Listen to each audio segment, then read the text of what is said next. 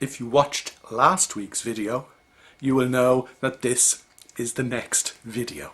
Yep, last week we were talking about why I turn up to the here and now, why I get out of bed in the morning, why I do the work I do. What is it that I want to achieve out of what I'm doing today? It amazes me the extent to which people aren't really sure why they're doing what they're doing. Very often people are doing what they're doing to, and I quote, make a living. Very often people are simply doing what they're doing because they get paid for it, and it keeps the wolf from the door. As I said in the last video, that is not a good enough why. We need to be motivated. We need to be driven in the best possible sense. We need to be turned on, because if we're not turned on, our automatic minds ensure that we are turned off. And yeah, that's how we make it through the day, but that's about as good as it gets. Now, as I said in the last video, if you know why you are doing what you're doing, neuroscience has established that the task becomes oh so much easier. And that makes obvious sense when you think about it.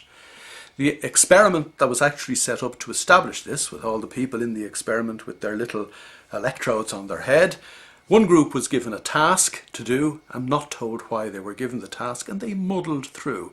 They burned steam. They burned an awful lot of neural energy muddling through, but muddle through they did. Now, that's kind of characteristic of the ordinary everyday experience of ordinary everyday normal crazy people. The second group of people were given the same task to do but told why they had to do it. And it doesn't take a genius or a neuroscientist to figure out that they did it a lot more easily, quicker, better, and they burned less neural energy. But there was a third group of people involved in this experiment.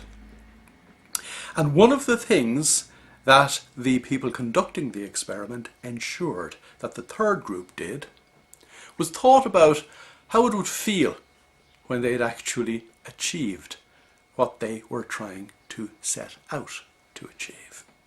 Now this gives us a hint into the whole concept of setting your mind to achieve an objective. It's a little bit more than why. Why is the reason I'm doing something, but I talked a minute ago about being turned on, about being motivated, about being inspired by what I do. And that is something that only our subconscious minds can look after.